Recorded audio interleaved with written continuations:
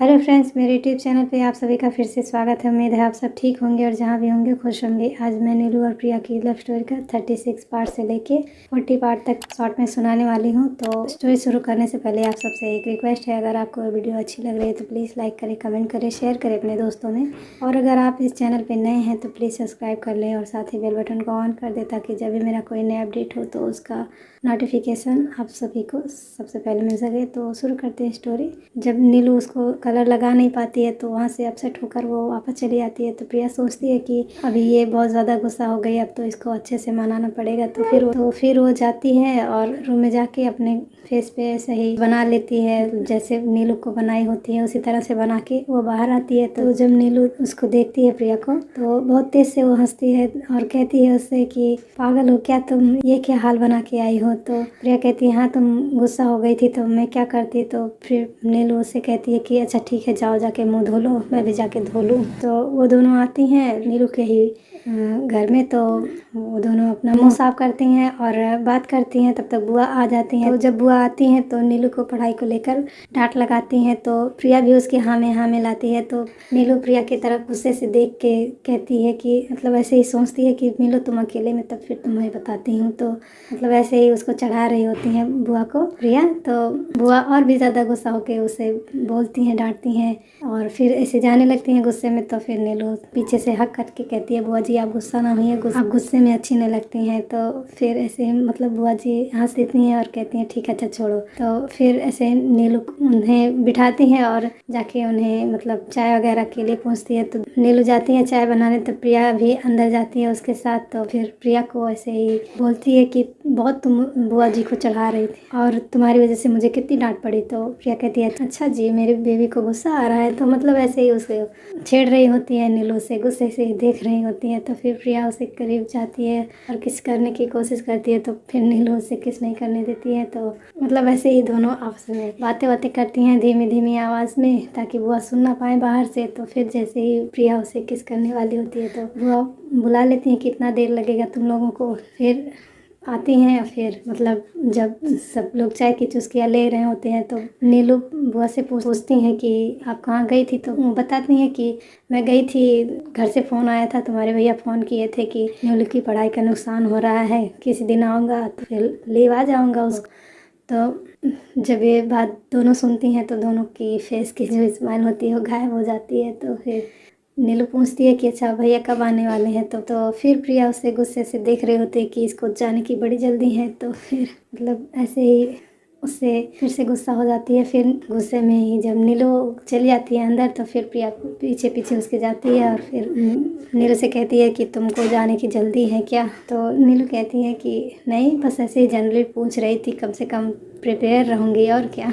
तो मतलब नीलू उसे चिढ़ाने के लिए सब कह रही होती है। तो प्रिया ऐसे गुस्से में इसको कहती है। तो फिर मतलब दोनों की जो आपस की तकरार होती है कुछ देर होती है, उसके बाद फिर दोनों इकट्ठा हो जाती हैं और फिर प्रिया चली जाती है अपने घर। तो फिर नीलू जब शाम को अपना काम कर रही होती है तो फिर प्रिया आती है पीछे, इधर उधर देख के उसे पीछे से फिर से ऐसे हक कर लेती है और किसेस वगैरह कर रही होती है। तो नीलू उससे कहती है कि यार जब ये सब तुम करती हो तो कम से कम इधर उधर देख लिया करो। तो प्रिया उससे कहती है कि हाँ मैंने तो देखा तभी तो तुम्हें किस किया, आप सबके सामने थोड़ी ना तुम्हें किस करूँगी। तो फिर ऐसे ही मतलब दोनों आपस में बात कर रही होती हैं। तो फिर अंदर से मतलब बुआ सुन रही होती हैं, पर ये नहीं सुन रही होती हैं कि वो दोनों क्या बात कर रही हैं। बस इतना पता चलता है कि दोनों बात कर रही हैं। तो फिर वो उठती हैं देखने के लिए कि क्या बात कर रही हैं। तो उनके हाथ से लग के महिमा का जो खिलौना होता है वो गिर जाता है। तो फिर दोनों गिरने की आवाज़ सुन के दोनों अलग हो जाती हैं। तो प्रिया से ही मतलब बुआ जी को आता देखकर थोड़ा दूर खड़ी हो जाती है और नीलू को इशारा करती है कि चुप हो जाओ, पर नीलू सुनने वाली होती नहीं है। प्रिया को बुलाती है तो बुआ जी सुन लेती हैं। तो जब नीलू से पूछती हैं तो नीलू उन्हें आने बहाने से टाल देती है। तो बुआ कहती हैं कि मतलब अभी तुम जो भी कर रही हो जल्दी करो, महिमा को भूख लगी है।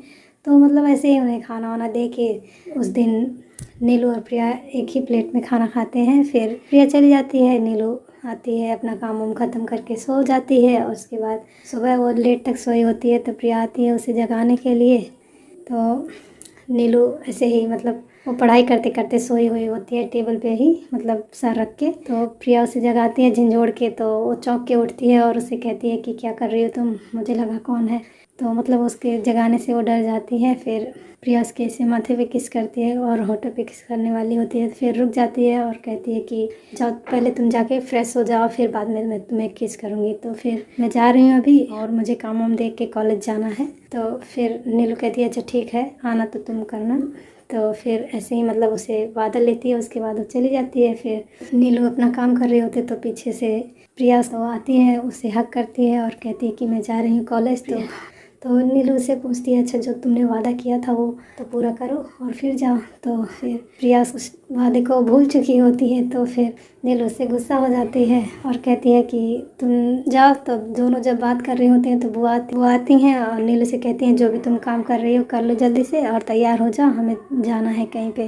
तो नीलू पूछती है कि कहाँ पे जाना है, तो बुआ बताती है कि एक मीटिंग है उसमें जाना है, फिर उसके बाद हम दोनों जाएंगे शॉपिंग के लिए। तो नीलू कहती है अच्छा ठीक है। तो प्रिया मतलब ये सब सुनती है, उसके बाद उससे बोलती है कि ठीक है अच्छा मैं जा रही हूँ। तो मतलब नीलू से गुस्से में कहती है अच्छा जाओ तुम, तो जब तुम्हें अपने वादा ही नहीं याद है तब तुम जाओ। तो मतलब ये सब वो चुप चुप के कर रही होती हैं, बुआ के सामने नहीं कर रही होती हैं, बुआ इतना कह के वो चली जाती हैं। तो फिर जब प्रिया जाती है कॉलेज के लिए तो उसे रास्ते में याद आता है कि मैंने क्या किया था। तो फिर उसको मतलब थोड़ा अफसोस होता है कि मैंने उसका वादा नहीं पूरा किया, इसलिए वो मुझसे गुस्सा हो गई है। अब जाऊँगी तो वापस मनाऊँगी उसे। इधर बुआ जी का जब मीटिंग ख़त्म हो जाता है तो वो मार्केट जाती हैं, दोनों शॉपिंग करती हैं। तो नीलू ऐसे ही प्रिया के लिए एक प्यारी सी चीज़ लेती है, मतलब बिना बुआ जी को बताए हुए। तो ऐसे ही छोटा सा चीज़ होता है वो लेके अपने पर्स में रख लेती है। और जब शाम को आती है तो प्रिया पहले से आई होती है क्योंकि उसका कॉलेज पहले से ख़त्म हो जाता है, नीलू को आते आते शाम हो जाती है। तो फिर तो मतलब प्रिया को देख के थोड़ा मुँह फुलाए होती है क्योंकि वो उससे गुस्सा होती है और जो उसके लिए उसने लिया होता है उसको देती नहीं है।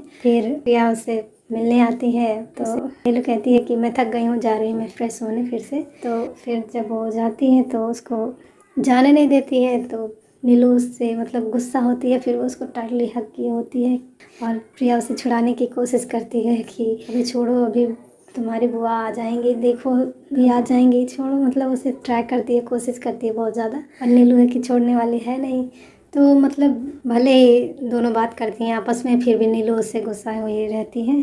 फिर प्रिया ऐसे मतलब उससे छुड़ा उड़ा के वो थोड़ी देर बात करती हैं, उसके बाद वो चली जाती है। फिर जब रात होती है तो प्रिया उसके लिए कुछ बना के रखी रहती है और रिया से कहती है कि जाओ जाके उसको बुला लो। तो रिया उसे बोलती है कि तुम्हें जाके बुला लो। तो उससे कहती है नहीं वो मुझसे गुस्सा है, मेरा कहना नहीं मानेगी।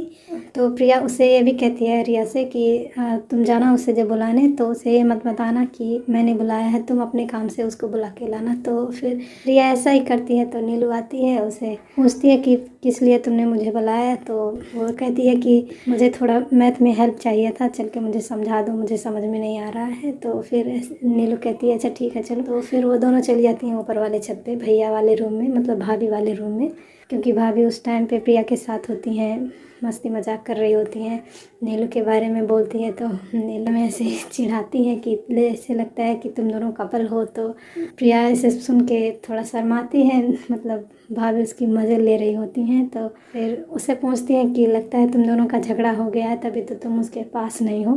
फिर ऐसे ही दोनों आपस में बातें करती हैं। फिर प्रिया अपना काम मतलब बातें होती करके जाती है, नीलू से पूछती है कि तुम क्या कर रही हो। तो नीलू कुछ नहीं बोलती है। तो फिर वो रिया से बात करती है, तो वो प्रिया को डांटती है नीलू कि क्या तुम बातें कर रही हो, मुझे समझाने दो ना। तो प्रिया कहती है मैं अपनी बहन से बात कर रही हूँ, तुम्हें क्या मतलब है। मतलब ऐसे ही दोनों फिर से झगड़ा करने लगती हैं। तो रिया उससे तंग आके दोनों को कहती है कि तुम दोनों जाओ, मुझे कुछ नहीं करना है, जाओ यहाँ से। तो फिर नीलू कहती है ठीक है मैं जा रही हूँ सोने, मुझे नींद आ रही है, मैं थक गई हूँ, आज मार्केट से आई हूँ घूम घूम के। तो मतलब आती है। तो फिर जब वो गेट पे पहुंचती है दरवाजे पे, तो बुआ ने अंदर से लॉक कर दिया होता है और जाके सो गई होती हैं क्योंकि वो भी थकी हुई होती हैं। तो फिर नीलू ऐसे ही दरवाजे पे खड़ी होकर सोचती है कि अब मैं क्या करूं, बुआ ने अंदर से दरवाज़ा बंद कर रखा है और मैं चिल्लाऊंगी तो अभी सब लोग जग जाएंगे, तो उससे अच्छा मैं यहीं पे रहूं। फिर थोड़ी देर में प्रिया वहाँ आती है और उसका हाथ पकड़ के कहती है कि चलो तुम मेरे साथ तो आज के लिए बस इतना ही। आगे की स्टोरी में क्या होगा ये जानने के लिए मेरे चैनल पे बने रहें। और अभी के लिए मैं आप सबको एक प्यारा सा सॉन्ग सुनाती हूँ। जो हाल दिल का इधर हो रहा है, वो हाल दिल का उधर हो रहा है। जाने जा दिलों पे प्यार का अजब सा असर हो रहा है। जो हाल दिल का इधर हो रहा है, वो हाल दिल का उधर हो रहा है। गले से लगा लूं, लबों पे सजा लूं, तेरे अफसानों को मैं अपना बना लूं। गले से लगा लूं, लबों पे सजा लूं, तेरे अफसानों को मैं अपना बना लूं। दर्द है हल्का सा मगर हो रहा है, जाने जा दिलों पे प्यार का अजब सा असर हो रहा है। जो हाल दिल का इधर हो रहा है, वो हाल दिल का उधर हो रहा है। जाने जा दिलों पे प्यार का अजब सा असर हो रहा है। अभी के लिए bye bye and take care.